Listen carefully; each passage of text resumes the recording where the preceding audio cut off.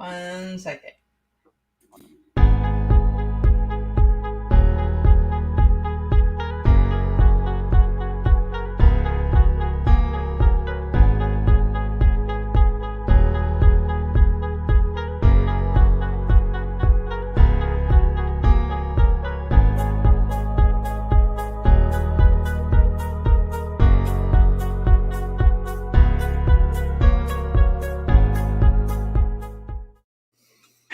And Steve is already dancing. See, I told you I was the queen of fun.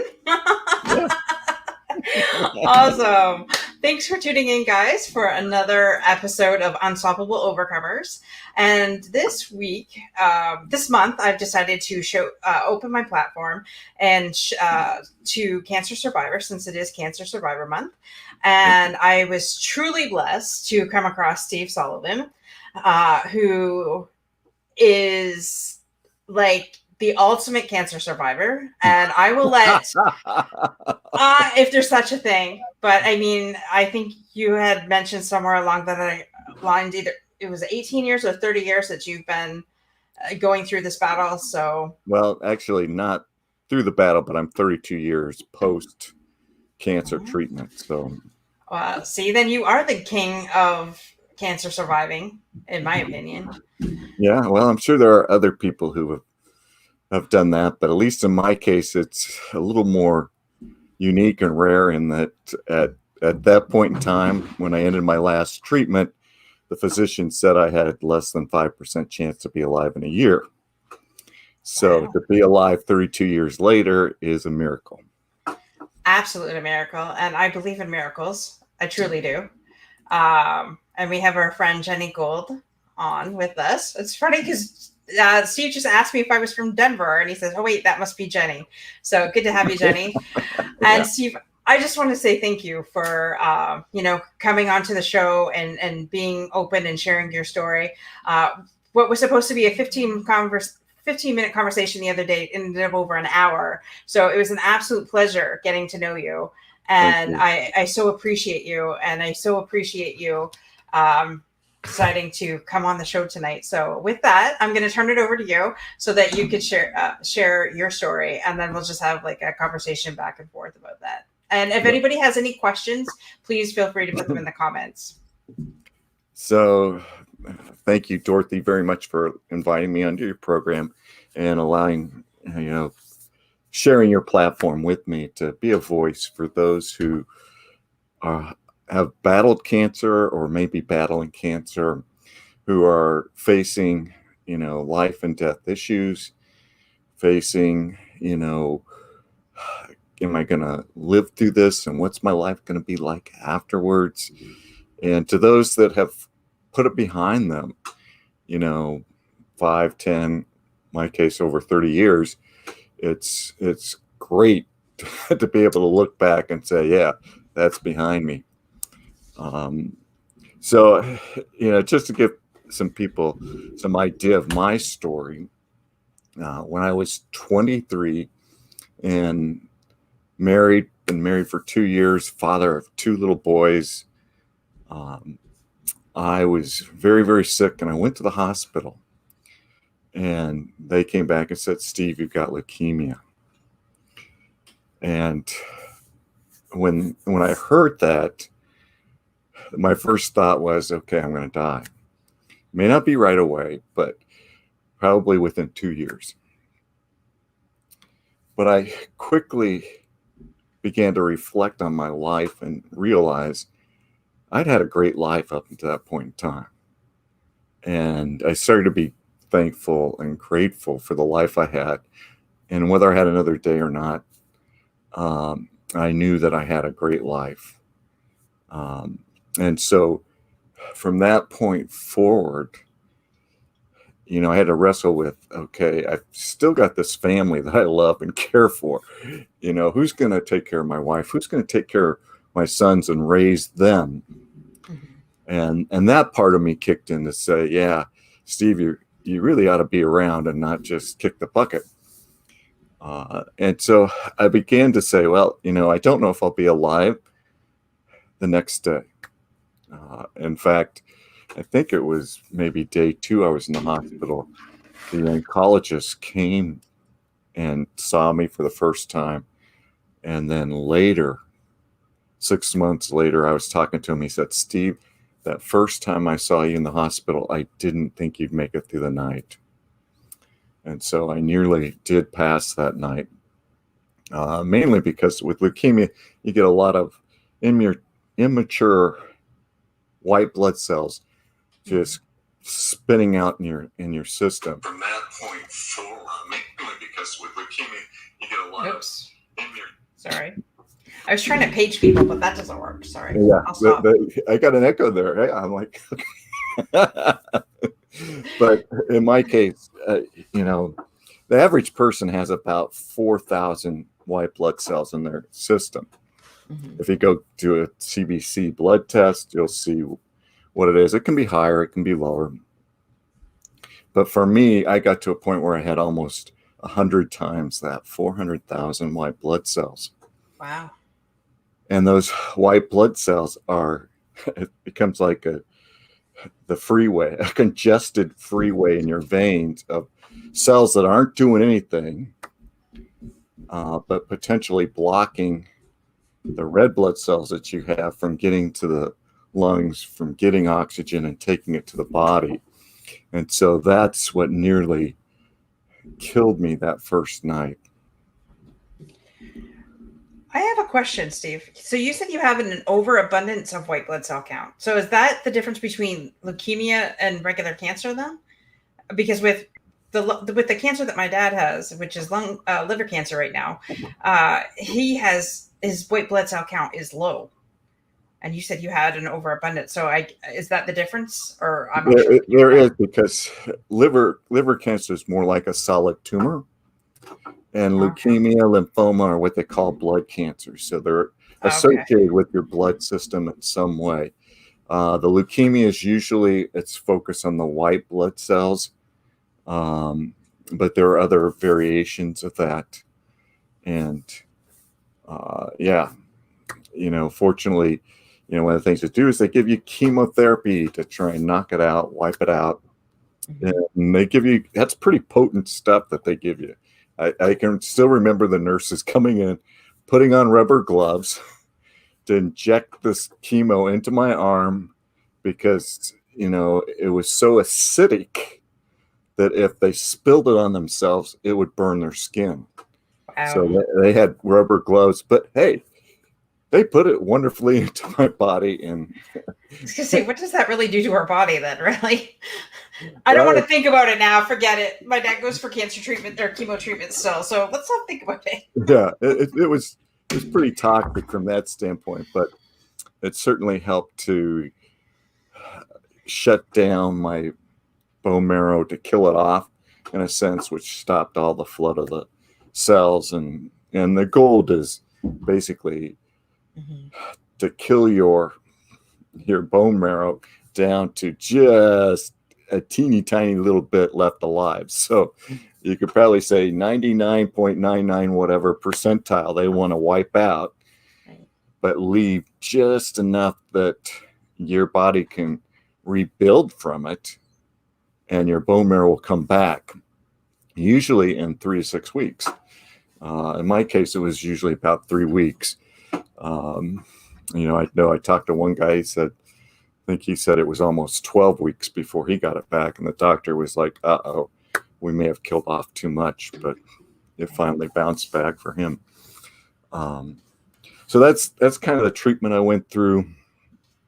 Again, as I looked at life and where I was at that point in time, things like retirement 10 years down the road, that goes out the door. You stop thinking about anything that's long-term. You become very focused in the moment.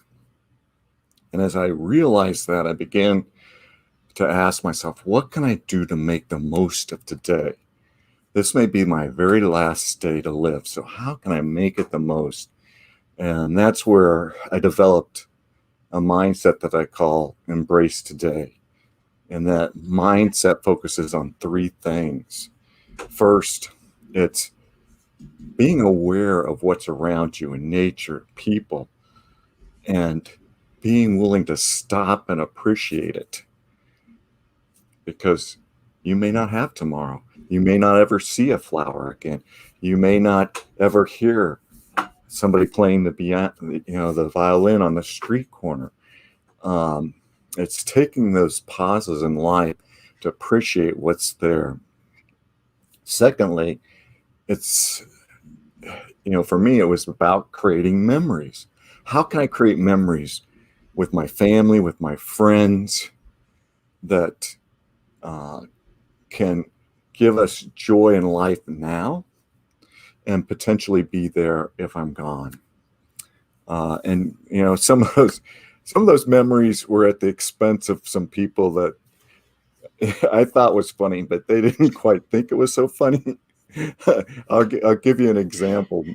I had a couple guys come and visit me in at the hospital. They were from the church and they knew me. And at that point in time, my hair started to come out. And when your hair comes out, it just doesn't fall out. It comes out over several days before it's all out. Mm-hmm. But once it starts coming out, you can basically, reach up in your hair and pull out clumps of hair. And so, I thought, oh, this is great. I'm gonna use this and see if I can have fun with it. So I'm in the hospital, and these guys come in, and like everybody who comes into somebody's room who's sick, they always ask that question, "How are you doing?" And so I just put my head down, and I said, "I can't take it anymore. I'm pulling my hair out." And then I looked up at these poor guys, and they were white, their mouths were open, they were totally shocked. And then I was like, "Hey guys, I'm just kidding. I'm really doing fine." I love that. That's something I would do. So yes, I try to have fun and create those kind of memories. And then the third thing is making sure that the people you love in your life know that you love them and that they're valued, because you may not get tomorrow to tell them. You may not come back around. It could be your parents. My parents, my sister, they came up, saw me in the hospital, but it was a long ways for them. They lived 700 miles away, so they came up for short periods of time. And those are the situations where you got to be bold enough to open your heart and say, "I appreciate you, and I want you to know I appreciate you, and I love you, and I'm thankful for you." Yeah. And that, again, will leave them with a sense, a positive feeling, a positive sense, and also create a memory. For them. That's simple. I love that. I love that. And I have to say that my dad was diagnosed 2.5 years ago. It was in April for the first time. And it actually did bring us closer together as a family. It's just like, okay, you're not in this alone. Once I made sure that his mindset was on the track and that it was positive, because at first I wasn't sure, because I could tell he was flip flopping either way. He's scared out of his mind, obviously.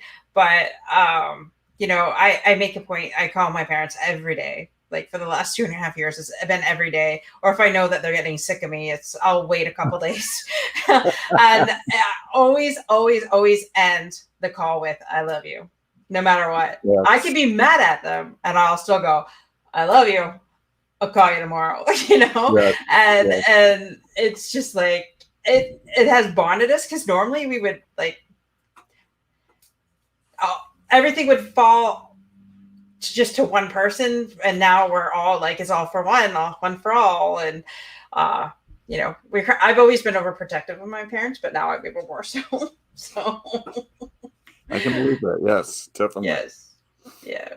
But I love what you said. So what would be the biggest I'm just trying to think of what you said, because you said a lot there, and I absolutely love it. I wrote down everything. That's why I was looking down, because I was writing that down. I love what you said. So, did you ever, when you were first diagnosed, did you ever like write a bucket list of things that you wanted to do before you kicked the bucket?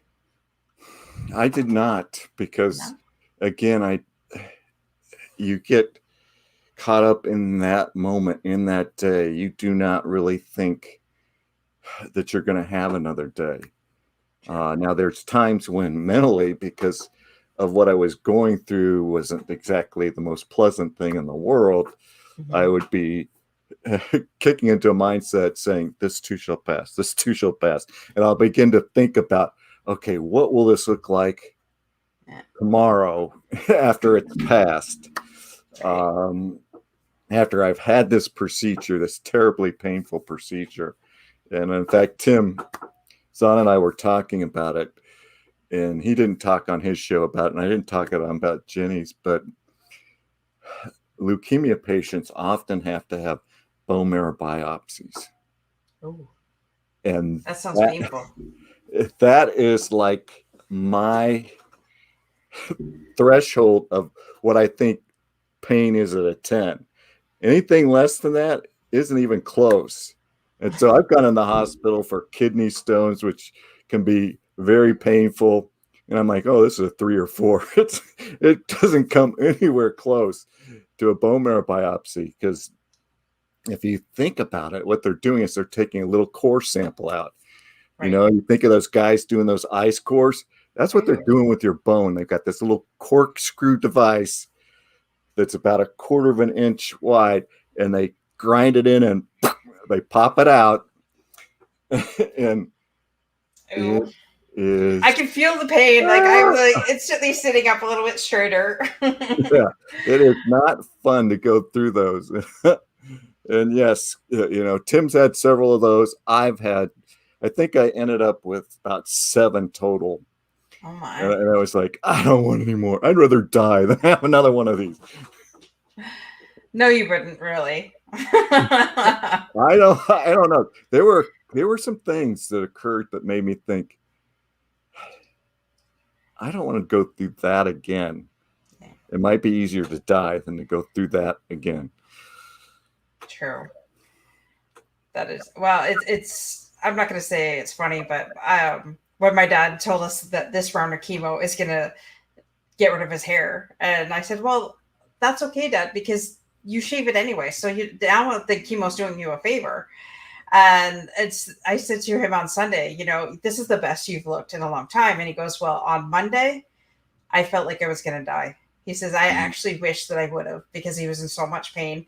He has to have, after his chemo shot, he had to have 7 injections to boost his white blood cell count. And those small injections hurt so bad. And this is the first time in 2.5 years that he's been going through this, that he's been in pain. And so he went to the doctor, and the oncologist actually came to the house. So, and changed the procedure up. But yeah, when you said that, I was just like, I was like, I went silent, because I'm like, okay, you didn't come this far to only come this far. Exactly. But there is one of the things I learned through my trials is to respect people's decisions on how far they want to go. Yeah. Because far too often, and my wife is a nurse, she's seen it where the family doesn't want to let go. So it's, what more can you do? We've done everything we can. Are there experimental trials that we can get into? You know, they start looking for a silver bullet, you know, because they don't want to lose their loved one, which is understandable. But the loved one is the one who has Mhm. to go through these treatments, Right. and they very well may come to a point of, okay, I know how miserable these treatments are. I'd rather go home and live out my days in peace Yeah. than go through these treatments again. And I totally respect that decision. Hmm. You know, when people come to that and make that, um, because I've been there. Tim Uh, joined us here. And I'm glad you said that, because I have, through this entire endeavor, have asked my dad, okay, what do you want? How do you feel? What do you want? And as much as I hate to say this, because I've seen my dad in severe pain before the before the cancer, because he's got degenerative disc from the top of his Oh neck yeah. down to the base of his spine. Um, I know how much pain the man has been in, so I'm preparing myself for the fact that he doesn't. That for one day when he says, "Okay, I've had enough." Um, my dad's still young. My dad's 69, so he still has a lot of life left in him. But Good. like you said, you really have to honor what the patient's going through, and no matter how much it hurts inside. But again, I don't want to see my dad in pain either.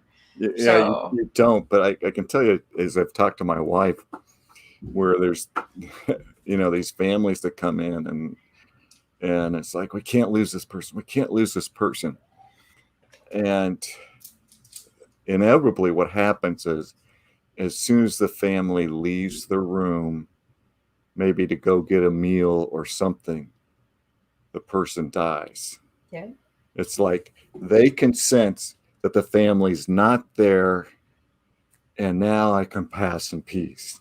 yeah, Um, and, and that is a challenge, because you love your family members. You don't want anybody to die, but yeah, when it comes to things like cancer, those are significant, serious illnesses that have an end in terms of what can be done, uh, and what becomes experimental, which just maybe extends the pain.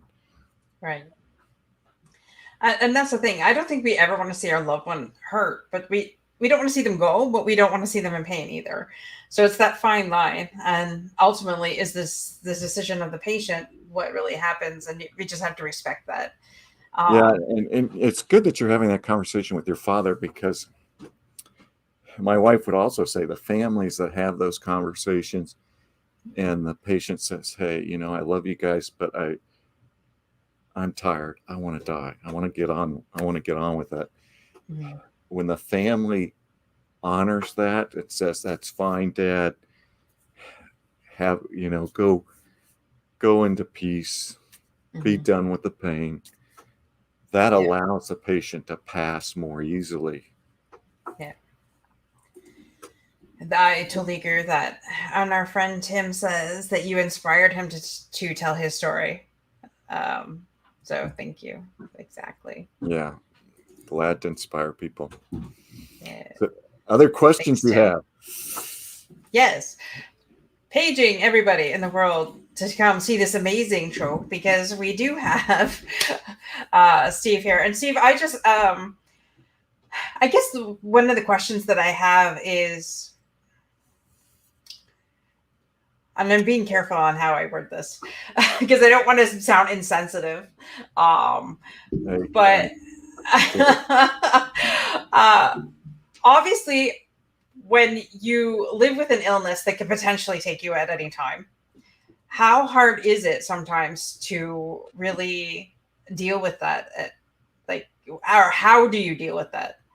okay, for me, I deal with it because I have a strong faith in Jesus Christ, my Lord and Savior. So I do not fear death.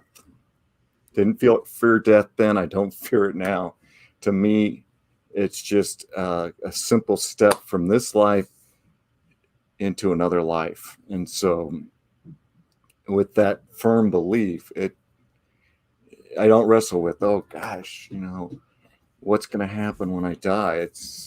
I'm confident of what's going to happen when I die, and I'm ready for it, and can't wait to embrace it. And there are times when I can look back to the cancer, especially that one night where I almost didn't make it, where this supernatural peace came over me to such a degree that I'd never experienced that level of peace. And since then, I've not experienced that level of peace.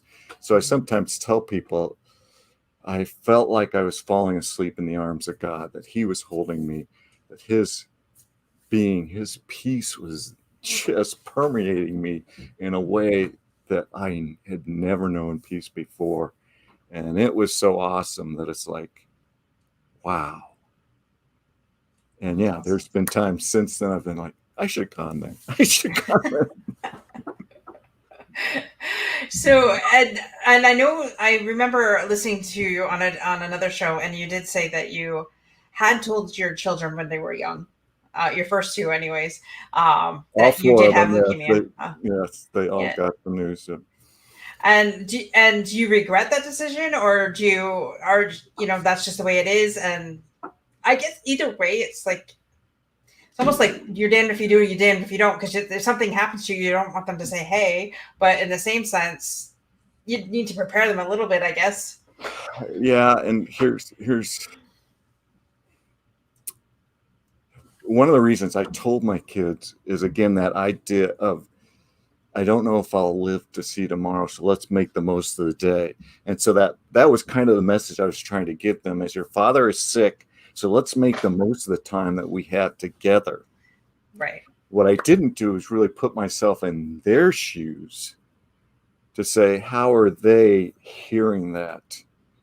And later I learned that, yeah, as they got older and could talk to me, that it impacted them, because it gave them a fear that, I could die, that they would lose their father.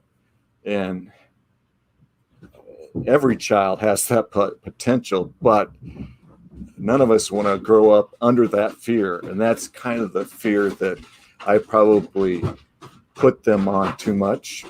Mm-hmm. And I know at one point in time, when my first two were in their teen years, and they'd probably heard me say this for 10 years, they were like, Dad, shut up. You're going to live another 10 years. And sure enough, they were right. So did you ever get them counseling to deal with the fact that it was potential? No, because I don't think any of them showed any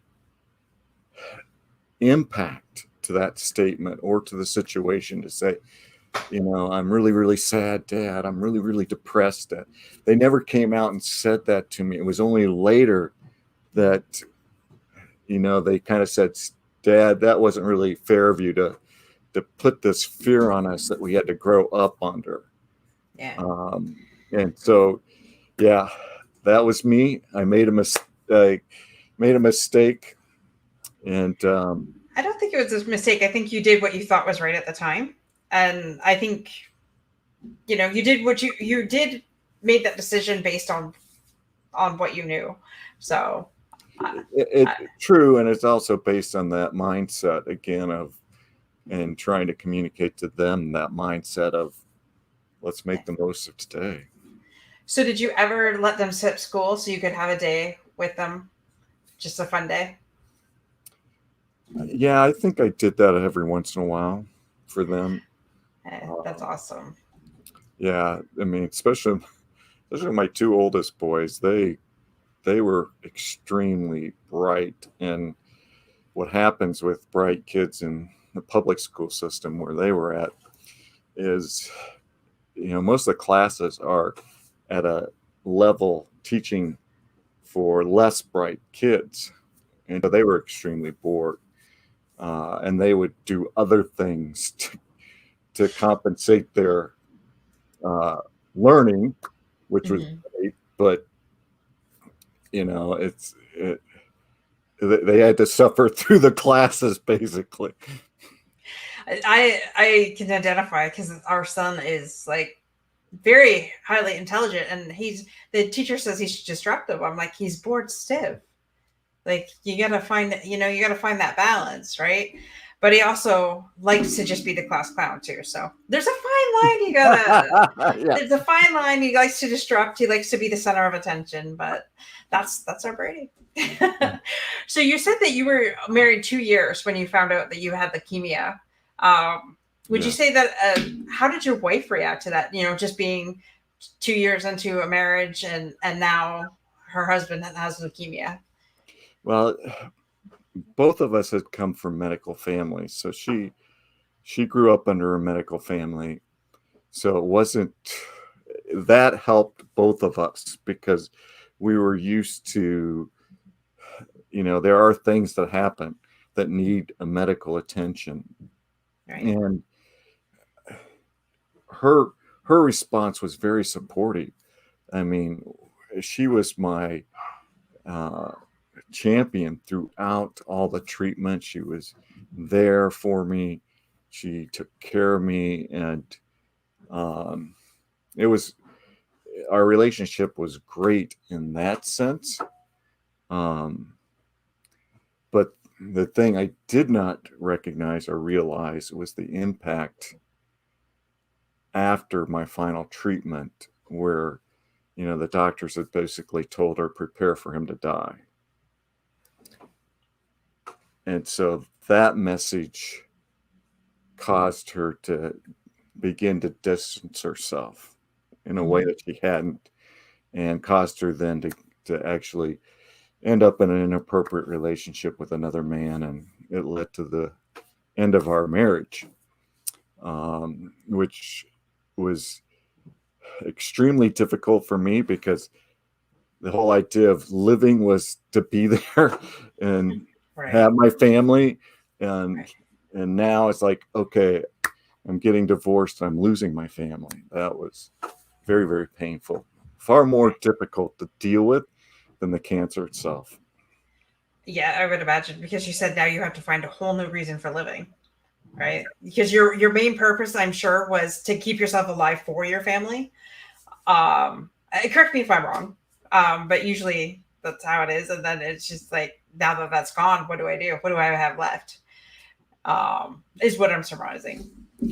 Uh, to some degree, but it wasn't so much me needing a reason to live. It was me looking forward to this life Hmm. and having that life taken as if I was dead.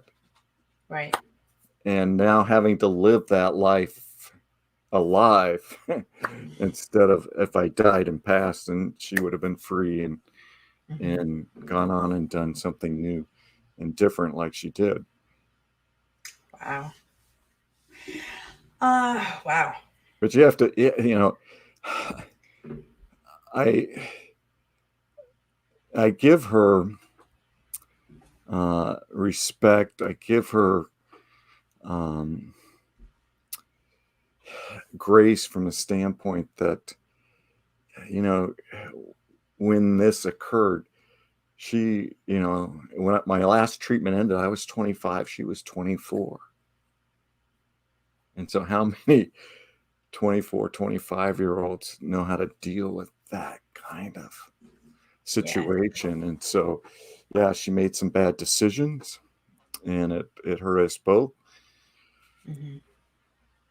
You're right. That is really young to go through something that life threatening.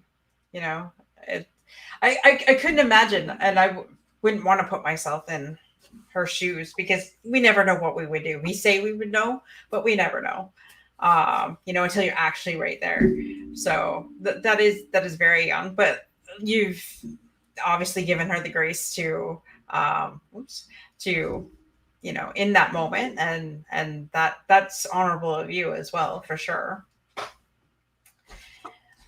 I'm just reading here a little bit on your bio here. It says that each trial that you learned a valuable lesson for personal growth, and you see hardships as an opportunity to learn and grow. As a coach, you draw from your experiences to empathize with your clients and encourage them to move forward. So, do you have any like coaching programs or stuff that you help other clients with? I do, and my business partner Karen Markle and I are launching now. It's pretty much completed a program to help people coming out of toxic relationships, to help them recover from the damage uh, to them. Because if you follow me on LinkedIn, I'm doing a series now on the whole idea of the power of words and voicing life, and how positive statements you know, give life to people, and how negative, disapproving statements actually project death. I mean, they dig holes into people, they damage people. And a lot of people coming out of toxic relationships have had that inundation of negative environment on them, to the point that they've got big holes. You know, they may be able to survive, they may be able to work, they may be able to function. So we're not talking about working with people from the psychology standpoint of, yeah, if they're depressed or other things like that, they need to go see a professional for that. But if they're at a place of, you know, I'm surviving, but there are things I don't like about myself, how can I get help? And that's where my partner and I will come in and help them rebuild that confidence. And, you know, and it doesn't even have to be somebody coming out of a toxic relationship, because we're working with a client now where we both realized that going into it, she really didn't come out of a toxic relationship, but she had a fundamental lack of confidence and wants to have and learn and be more confident. And what we realized is she's created her own toxic environment. Right. You know, sometimes we're thrust into it and we get piled on, whether that's by a bully, by a sibling, by parents, by husband, wife, whatever, boss, coworker. People, if they go down that path of negativity towards themselves, whatever triggers that, could just be self-doubt, could be fear of failure, could be whatever, and they start to feed themselves negative statements, they in a sense are creating a toxic environment for their self. Yes. And so they've got to break out of that. We've got to help them understand self-compassion and self-love, and how to say, hey, instead of using negative statements, how can we embrace positive statements? And so we work with them on that, because there's always something positive about somebody, even if they don't believe it, because they're focused on, you know, maybe even just a few things that are negative. Yeah. And they end up throwing out the, you know, all those positives. And so it's a mental shift to go from that place of not pushing aside those doubts, to rebuilding them into, okay, I can do this. I am good at this. I am, and living with that and gaining confidence in that and using that to get where they want to be. Right. That's awesome. And it's funny because for the last month or two, a friend of mine and I have been talking about false expectations that we put on ourselves and on other people.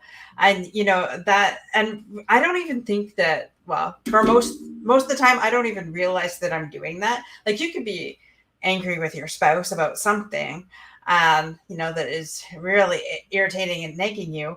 But what the problem is you've put that false expectation on them to act a different way, act a certain way, you know, for them to see it your way, you know, or your business partner or a friend of yours or your parent. And it's really funny because it's opened my eyes, especially the last couple of months, to say, wait a minute, you know, I'm mad at them, but in reality, it's me that's the problem, because I'm putting that false expectation on that person. And when you really put that spin on it, it's just like, oh crap. You know, I was like, damn, no, it's your fault, not mine. But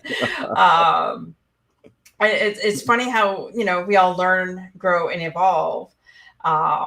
So I totally see that. You've been so full of nuggets. tonight, and Yeah, I really exactly. appreciate that.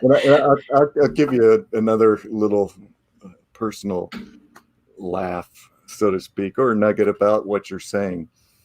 I had a conversation the other day with my wife, and she said it in a teasing sense of, yeah, I would have kicked your ass to the curve long ago if you weren't such a good man.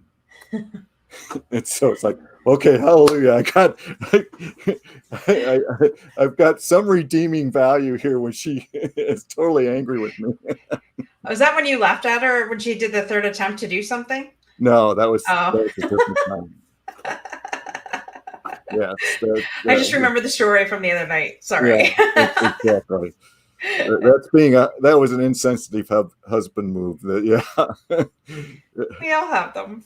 yeah, exactly. I'm not perfect. I always say marriage is two imperfect people just really trying to make a life together is basically how I have had to view, especially since I've been married. We've only been married, well, it will be 2 years, October 26th. So, and a majority of all of our marriage has been through a pandemic. So you really learn a lot about each other in these times, let me tell you. Yes, yes. And here's another way to look at it. Love covers over a multitude of sins. Yes. So it's two imperfect people come together. As long as they hold love at the core and Yes. seek to show each other love, then Yes. they will cover over those times when I'm insensitive or don't do what she wanted me to do or whatever, I might be guilty of. No, I get it. And and giving each other grace, in those moments, because like you said, no one's perfect. And it's funny because when this should have been the time to separate, it's actually brought us closer together in some ways and made us communicate more. And you know, I, I, I waited 44 years for 43 years for the right man to come along. So I'm kind of set in my ways and he's kind of set in his ways. So you have two people that are set in their ways, you got to balance it somehow. So there's always grace. Yes. Keep giving each other grace. Yes. Yes. Lots of grace, lots of grace. Oh, but no, I love what you said. I come back to, if nothing else, embracing the day, um, just appreciate people, creating memories with your friends and family, and really making sure that the person that you're with or the people that you surround yourself with know that you love them. I love that. I love that. So we can all take that away from you Yes. tonight, Steve. It applies beyond just dealing with cancer or dealing with some life trouble. It's actually a great mindset to live by. And so, again, one of the reasons I treasure the hardships I've gone through is because they've taught me things that I wouldn't have learned otherwise. If I hadn't gone through cancer and faced that I've only got today, I might not have ever developed that mindset. Yeah. And I truly believe that we all go through these tests to make our testimony so much bigger so that we can help more people. It's funny because as a coach, I have a coach and a mentor, and she's like, you're going through this specific thing because you're going to help people with this. And I'm like, yes, but I don't want to go through this right now. I've been through enough. But if you're not growing, then you're how's that saying? If you're not growing, you're rotting or something like that. So I guess I guess I'd rather grow, right, than just stay rotten and where I'm at and stinking thinking. So Yes, and you're correct. Nobody wants to go through these things. No. I mean, who wants to go through a toxic relationship? Who wants to go through cancer? Who wants to go through divorce? These are not fun things. No. But again, if you just look at them as an evil, you'll miss the opportunity to say, what can I learn from this to make me better, or Yes. or take away from it, so that the price I'm paying now is worth it. Yes. And that's why I can, say and testify that, yeah, I went through some hard things, and the price I paid was high, but it was worth it. I learned some valuable lessons I would not have learned otherwise. Right. And Jenny says that's what she loves about you, Steve. Thank you, Jenny. And I totally agree. I totally agree in all of what you said. And no one wants to go through the hard stuff, but in order to get through the hard stuff, in order to get the good stuff, we have to go through the hard stuff on some things. And God is like refining us each and every day. So we start off as a chunk of coal, and by the end, we'll be a diamond. So yeah. I'm still a long ways from the diamond stage.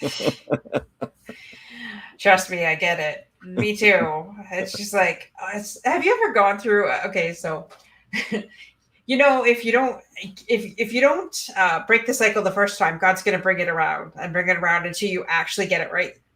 Right. So I've been around the moon a couple times on certain things, and I'm like, what is my lesson in this? So I could be driving, and all of a sudden some guy cuts me off or something like that, and of course I may have a little bit of road rage.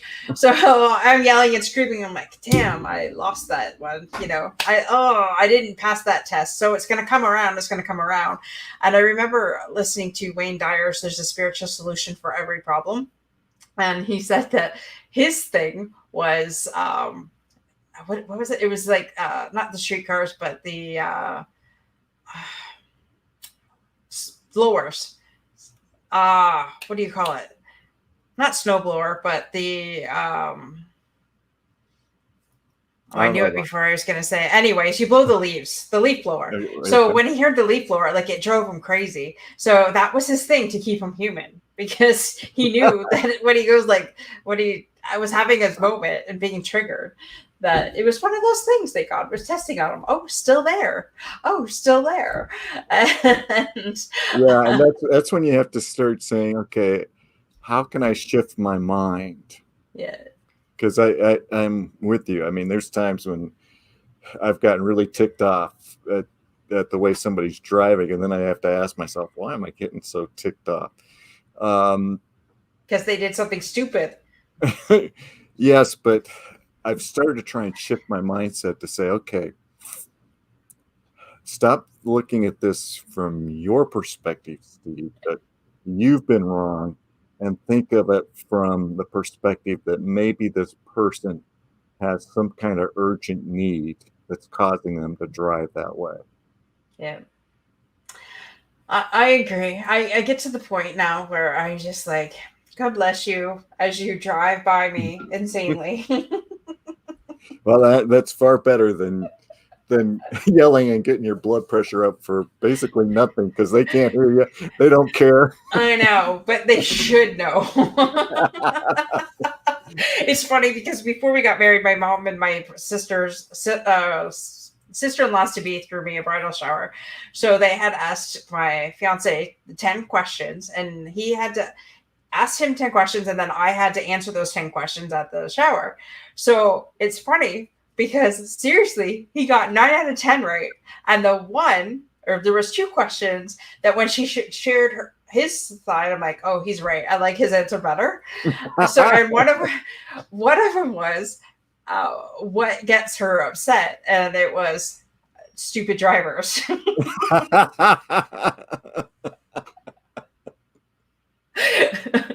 So I was like, wow, you really do know me.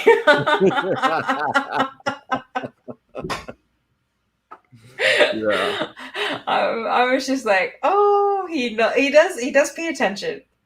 A majority, I will have to say, he does pay attention majority of the time. So I could tell you what's worse than stupid drivers is a backseat driver. Because I grew up with a mother who was a backseat driver. My sister and I, we just cringed for my poor father, because She'd be like the navigator, okay? And they're going down the highway, and she's looking at the map, and then she's like, "Oh, you should turn there. Turn, turn, turn." And he's like already past the turn point. And then he's like, "Why didn't you turn? I told you to turn." And then it's like, "Oh, poor dad." It's like, Oh, I love that. It kind of reminds me a little bit of me. Only if you tell him, then he gets mad. But if you don't tell him, well, why didn't you say something? I can't win. So I don't say nothing. the key is saying something soon enough that they can act on it. I do. He doesn't listen.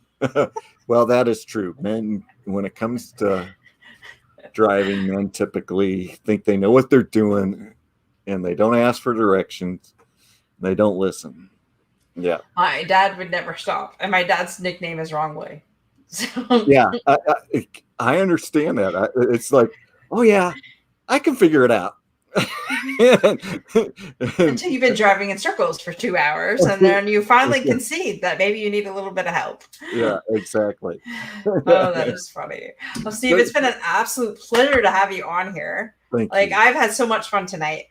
Do you have, and thank you to our guests for coming on, for got a little bit of time here.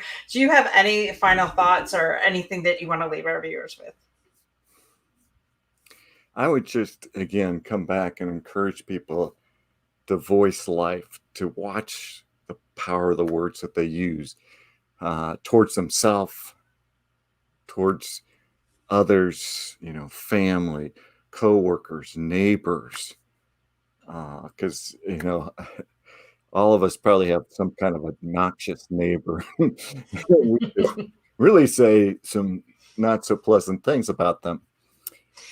And those are the times that test us to say, okay, how can I speak life to make the situation better instead of venting, speaking death, and making a situation much worse? Mm-hmm. I love that. I love that. I've come to appreciate that a lot within the last couple of weeks, and sometimes back in my older days, I'd have a tendency to react instead of act, and I've learned to mature a great deal about that. So I totally love that you said that, and it's again loving people where they're at and just showing and sharing the love. I love that. Yes, I love that totally. definitely. Well, Steve, I thank you again so much for coming on, and Thank you for having me. and thank you for sharing your story. Like I said, I don't know why I didn't know that it was Cancer Survivor Month at the beginning of the month, because I would have been trying to have a lot more people on. But when I found out, I definitely opened my platform to other people. So if there's anybody out there that wants to share their cancer story, cancer survivor story, or even if you're still in transmission and just getting day by day, we would love to hear from you. And I'm actually thinking of opening this up because my heart is for helping cancer survivors, cancer patients, and just really being there when they need us, and showing the love and support. And as we were speaking the other day, like in the waiting room when we were waiting for my dad's first radiation and chemo treatment, we were talking to other families, and it's almost like it's camaraderie when you're in there, because you're sharing your story, and people just want to be heard. Sometimes people just want to share their story, share their feelings, share where they're at. And we met a lot of amazing people in the waiting room, and you're all in this battle together. So and that's why I decided to open the platform up, because I truly believe that when you're going through something like this, you just want to be heard, and you just want to be acknowledged, and you just want to feel the love, quite frankly, because it could be lonely, I'm sure. Yeah, it can be. But one of the things I learned that, if you're really visiting somebody who's sick, that probably the best thing you can do for them is to be present in silence, Mhm. because they may not feel like talking. They may be so sick. The last thing they want to do is answer a bunch of questions from somebody or try and interact with somebody. Um, but they will always appreciate you being there, maybe holding their hand, Mhm. maybe saying, "Hey, I'm just here for you. Can I get you something if you need it? Um, I'm just going to sit here because I want to be with you." That means more, at least it did for me, and I think to other cancer patients that have been in that boat.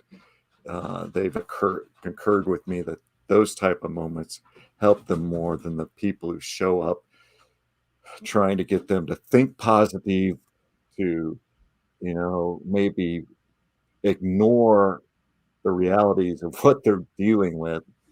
Right. Um, None of that goes over. It's I remember the worst thing. Somebody brought me this book, and the title of the book was "When Life Gives You Lemons, Make Lemonade." I Oh my read gosh. I read that while I was in the bed suffering with cancer, and I immediately threw it in the trash. I was like, whoever wrote this book probably hasn't gone through any serious trial to understand that, cheap statements like that have no bearing or encouragement to somebody who is actually in a fire. Right. Um, Yeah. Well, and thank you for that perspective too. That is definitely um because I had something in mind because I've always wanted to go to the sick children's hospital at Christmas and, just bring love and joy and bring them something. And I thought, well, why not that, but also I wanted to get in touch with my dad's oncologist and see if that there was something that can be done at the cancer clinic, with cancer patients, just bringing some kind of love and joy to them in those moments where they really don't feel love and joy. So that's a new perspective, just being there, holding their hand or whatever they want, whatever they need, whatever that person needs at that time. yeah, exactly. And when I went through my battle, medical care was different. They would stick you in the hospital for long periods of time.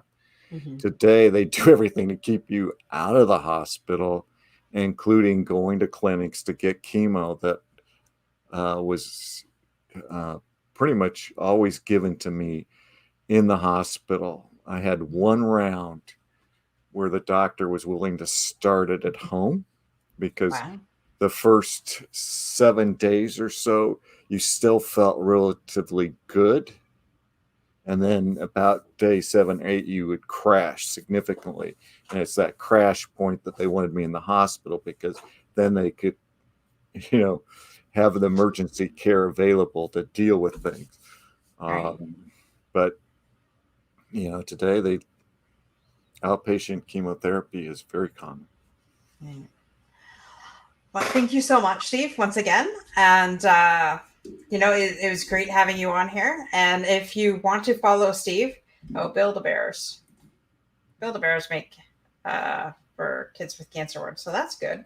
Maybe Yeah, I'll get in contact with them. Anyways, it's been a pleasure. And if you want to connect with Steve, you can definitely contact him you're on LinkedIn, correct? LinkedIn is my main social platform. Right. And then did you want them to contact you by email or just They, LinkedIn? they can, or I mean, if they're on LinkedIn, you know, sending a direct message to me, connecting and sending There a we go. direct message is Perfect. potentially even more effective than email because I get Yeah. so much junk email. I When the hear good you. email comes in, it's easy to miss it sometimes. Like, oh shoot. I hear you. So yes, if you want to contact Steve, definitely look him up on LinkedIn at Steve Sullivan. And again, Steve, thank you so much for sharing your story and being here tonight. And thank you to our viewers. And have an amazing evening, guys.